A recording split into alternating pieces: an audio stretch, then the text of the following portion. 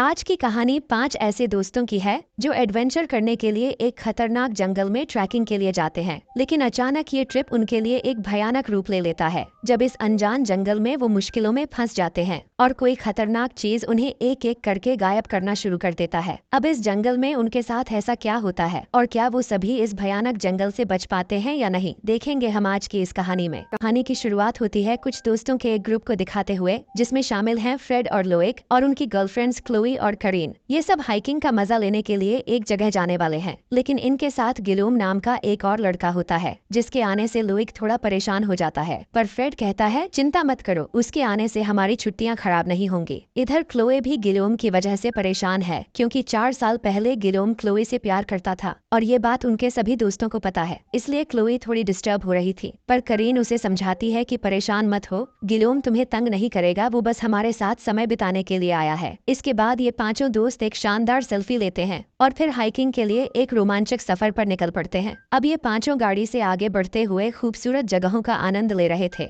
लेकिन गिलोम की वजह से क्लोई अभी भी उदास बैठी हुई थी और वो बिल्कुल भी खुश नहीं थी। अब जैसे ही ये लोग शहर से थोड़ी दूर जाते हैं तो गाड़ी रोककर सब लोग पैदल आगे बढ़ना शुरू कर देते हैं। इन्हें एक पहाड़ की चोटी तक जाना था और उन्होंने अंदाजा लगाया कि शाम तक वो वापस आ जाएंगे। आगे बढ़ते हुए एक जगह पर गिलोम क्लोई से बातें करने लगता है तो क्लोई पूछती है कि तुम यहाँ क्यों आए हो। गिलोम बताता है कि मैं पास्ट को बुलाकर बस तुमसे दोस्ती करने के लिए आया हूँ, पर क्लोई इस बात का कोई जवाब नहीं देती। अब कुछ दूर आगे बढ़ने के बाद उन्हें एक जगह पर रास्ता आगे बंद दिखता है, लेकिन फ्रेड पहाड़ी के ऊपर चढ़ने लगता है और कहता है मैं ऊपर चढ़ के देख लेता हूँ कि आगे रास्ता कैसा है। उसके सभी दोस्त मना कर रहे थे, लेकिन फ्रेड अकेला ही पहाड़ के ऊपर चढ़ना शुरू कर देता है और किसी तरह ऊंचाई तक पहुंचकर कहता है कि आगे रास्ता साफ है, हम यहाँ से जा सकते हैं, और उनके लिए रस्सी भी फेंकता है। इसके बाद सभी एक एक करके रस्सी के सहारे ऊपर चढ़ने लगते हैं और काफी मुश्किल के बाद सभी उस ढलान के दूसरे साइड पर पहुंच जाते हैं। वहां से उन्हें आगे बढ़ने का रास्ता मिल जाता है जिससे वो हाइकिंग करते हुए पहाड़ी के रास्ते आगे बढ़ सकते थे। इसके बाद वो पहाड़ के एक रास्ते से आगे बढ़ना शुरू कर देते हैं। ये बिल्कुल एक छोटा सा रास्ता था और यहाँ पर जगह जगह स्टील की केबल लगी हुई थी जिससे वो अपने हुक को केबल से अटैच करते हुए धीरे धीरे आगे बढ़ने लगते हैं। उन्हें बहुत मजा भी आ रहा था क्योंकि इसी तरह हाइकिंग का मजा लेने के लिए वो यहाँ आए थे। लेकिन उनके दोस्त लोइक को डर लग रहा था तो उसकी गर्लफ्रेंड क्लोयू से प्यार से कहती है कि तुम्हें डरने की जरूरत नहीं है, मैं तुम्हारे साथ हूँ। और इस तरह कुछ दूर आगे बढ़ने के बाद उन्हें एक पतला सा हैंगिंग ब्रिज नजर आता है जो एक ढलान से दूसरे ढलान तक जा रहा था। फ्रेड जो सबसे आगे था वो बाकियों को बताता है कि दूसरी तरफ जाने का यही एक रास्ता है और हाइकिंग का सबसे ज्यादा मजा हमें इसी ब्रिज पर आने वाला है, इसीलिए हमें अपना हुक केयरफुली लगाकर एक एक करके आगे बढ़ना होगा क्योंकि ये ब्रिज शायद हम सभी का वजन उठा नहीं पाएगा। इसके बाद फ्रेड सबसे पहले बढ़ता है और किसी तरह ब्रिज क्रॉस करके दूसरी तरफ पहुंच जाता है। इसके बाद वो एक एक करके आगे बढ़ते हुए ब्रिज को क्रॉस करने लगते हैं और सबसे पीछे रह जाते हैं लोइक और करीन। लेकिन लोइक यहाँ पर डरने लगता है क्योंकि उसे हाइट से बहुत ज्यादा डर लगता है जिस वजह से वो आगे नहीं बढ़ पा रहा था। तब उसकी गर्लफ्रेंड क्लोई उसकी तरफ आती है और उसे समझाती है कि हम तुम्हारे साथ हैं, तुम्हें डरने की जरूरत नहीं है। जिसके बाद वो किसी तरह डरते डरते आगे बढ़ते हुए चट्टान तक पहुंच जाता है। अब सभी चट्टान पर आ गए थे, सिर्फ करीन ही बाकी रह गई थी जो अभी भी ब्रिज के बीच में थी। तभी बाकी लोगों को दिखता है कि ब्रिज की केबल धीरे धीरे खुल रही है तो वो करीन से कहते हैं जल्दी आगे बढ़ो, ब्रिज टूटने वाली है। करीन डर जाती है और जल्दी से आगे बढ़ने लगती है, लेकिन देखते ही देखते ब्रिज के सारे स्क्रू निकल जाते हैं और वो ब्रिज टूटकर एकदम नीचे गिर जाती है। पर करीन अपने हुक के सहारे केबल से लटक जाती है। सभी घबरा जाते हैं कि अब क्या होगा और करीन भी बहुत ज्यादा डर जाती है। वो आगे बढ़ने की कोशिश करती है पर वो कुछ कर नहीं पा रही थी। जिसके बाद फ्रेड मदद के लिए उसकी तरफ रस्सी फेंकता है और करीन भी उस रस्सी को पकड़ लेती है और फिर सभी मिलकर उसे अपनी तरफ खींचने लगते हैं। और जैसे ही फ्रेड उसका हाथ पकड़ता है इतने में ब्रिज के बाकी बचे केबल भी टूटकर एकदम नीचे गिर जाते हैं। लेकिन करीन की जान बच जाती है और वो बहुत ज्यादा डरने की वजह से रोने लगती है, लेकिन उसका बॉयफ्रेंड उसे संभालता है। इसके बाद फ्रेड मैप निकाल कर देखने लगता है तो उसे पता चलता है कि इस जगह से वापस जाने का सिर्फ यही एक रास्ता था। अब इस जगह से आगे बढ़ने के अलावा कोई और रास्ता नहीं है। ये सुनकर लोइक फ्रेड पर गुस्सा करने लगता है कि तुमने हमें यहाँ लाकर फंसा दिया, लेकिन फ्रेड बोलता कहता है, चिंता मत करो, क्या पता हमें आगे जाकर कोई और रास्ता मिल जाए, इसलिए हमें बिना रुके रात होने से पहले यहाँ से निकलना होगा। इसके बाद पांचों फिर से आगे बढ़ना शुरू कर देते हैं और केबल के सहारे एक ढलान के रास्ते आगे बढ़ने लगते हैं। लेकिन एक जगह पहुँचने के बाद इन्हें पता चलता है कि आगे से केबल नहीं लगी हुई है, यानी कि अब ये लोग बिना केबल के आगे नहीं बढ़ सकते और इन्हें अब यहाँ से निकलने का और कोई रास्ता नजर नहीं आ रहा था। तो फ्रेड और करीन कहते हैं कि हमें ढलान के ऊपर जाकर देखना होगा, वहाँ शायद और कोई रास्ता हो सकता है। फिर ऊपर जाकर हम इन तीनों को रस्सी के सहारे खींच लेंगे। जिसके बाद करीन और फ्रेड किसी तरह चढ़ते हुए ढलान के ऊपर जाने लगते हैं। अब यहाँ पर बस 3 लोग हैं, लेकिन लॉयक को ऊंचाई की वजह से बहुत ज्यादा डर लगने लगता है। वो भी उनके जैसे सेफ्टी हुक के जरिए केबल पर लॉक्ड है, पर वो ऊंचाई की वजह से कांपने लगता है और कहता है, मेरा हाथ थक चुका है, मुझसे ये केबल छूटने वाली है। तो उसकी गर्लफ्रेंड उसे समझाती है कि तुम नहीं गिरोगे, तुम हुक के सहारे सेफ हो, अपने हाथ को ढीला रखो और शरीर पर प्रेशर मत डालो। लेकिन लोएक इस मोमेंट पर अपनी गर्लफ्रेंड की बात नहीं समझ पाता और बहुत ज्यादा कांपने की वजह से उसका पैर फिसल कर हुक के सहारे केबल पर लटक जाता है और उसका सारा वजन केबल पर लगने की वजह से गिलोम भी उसकी तरह लटक जाता है। लोएक डर के मारे बहुत ज्यादा चिल्लाने लगता है और हिलने लगता है, जिस पर गिलोम कहता है, तुम ज्यादा हिलो मत,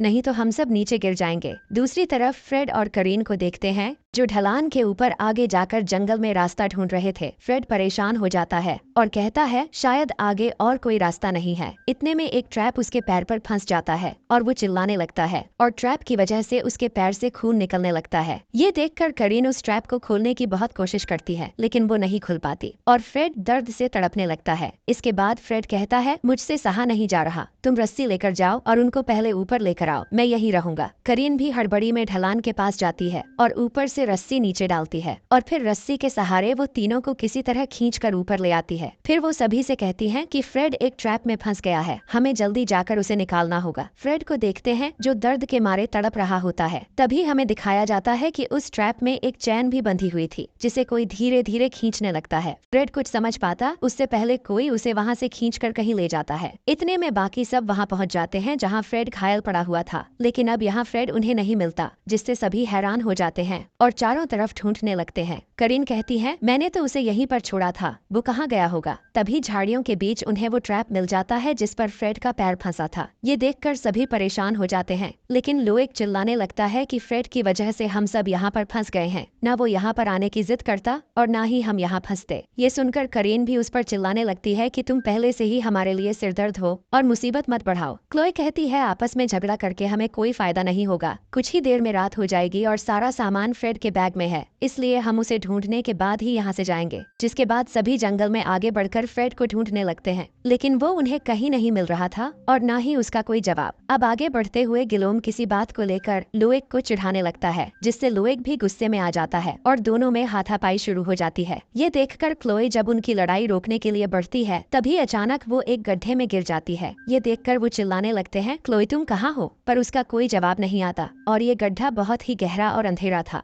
जिसके बाद करीन रस्सी के सहारे धीरे धीरे गड्ढे के नीचे जा पहुंचती है, जहां पर बहुत सारी नुकीली चीजें लगी हुई थीं, जैसे किसी ने ट्रैप बिछा के रखा हो। तभी उसे वहां पर क्लोए दिख जाती है, जो अंधेरे में बैठकर रो रही थी, क्योंकि गिरने की वजह से एक नुकीली चीज उसके हाथ के आर पार हो गई थी और वो दर्द के मारे हिल भी नहीं पा रही थी। इसके बाद करीन उसका हाथ कैसे भी करके उस नुकीली चीज से निकालकर उसे बाहर ले आती है। अब सब इस बात को लेकर परेशान थे कि ये ट्रैप आखिर किसने बिछाया होगा, कोई जरूर है जो हम पर ताक लगाए बैठा हुआ है। दूसरी तरफ हमें फ्रेड को दिखाया जाता है, जिसे कोई जख्मी हालत में घसीटते हुए ले जा रहा होता है, पर वो कौन है ये अभी भी हमें दिखाया नहीं जाता। फिर आगे हम रात का समय देखते हैं, जहाँ वो जंगल में चारों तरफ अंधेरे में फ्लैश लाइट की मदद से चल रहे होते हैं और बारिश में भीगते हुए फ्रेड को ढूंढ रहे थे। लेकिन करीन उम्मीद हारकर अचानक रोने लगती है, क्योंकि फ्रेड उन्हें अभी भी नहीं मिल रहा और उनके पास कैंपिंग के लिए एक भी सामान नहीं है सिवाय एक रस्सी के। पर करीन को क्लोई और बाकी दोस्त शांत करवाते हैं कि तुम चिंता मत करो, हम सब तुम्हारे साथ हैं, जब तक फ्रेड नहीं मिलता हम यहाँ से नहीं जाएंगे। जिसके बाद वो अंधेरे में एक दूसरे से रस्सी बांधकर आगे बढ़ते हैं, ताकि सभी एक साथ जुड़े रहें और इस तरह फ्रेड को पुकारते हुए आगे बढ़ने लगते हैं। लेकिन कुछ दूर आगे जाते ही एक तीर आकर अचानक करीन के छाती में लग जाता है और रस्सी भी किसी ने काट दी होती है। वो दर्द की वजह से चिल्लाने लगती है। तभी क्लोए पीछे मुड़ के उसे देख लेती है, लेकिन वो कुछ कर पाती इतने में करीन को कोई खींच कर ले जाने लगता है। ये देखकर क्लोए भी चिल्ला आती है और सभी करीन का पीछा करने लगते हैं, लेकिन कोई खींचता हुआ करीन को ले जाकर अंधेरे में गायब कर देता है, जिससे क्लोए बहुत ही ज्यादा रोने लगती है, पर उसके दोस्त उसे शांत करवाते हैं। नेक्स्ट सीन में देखते हैं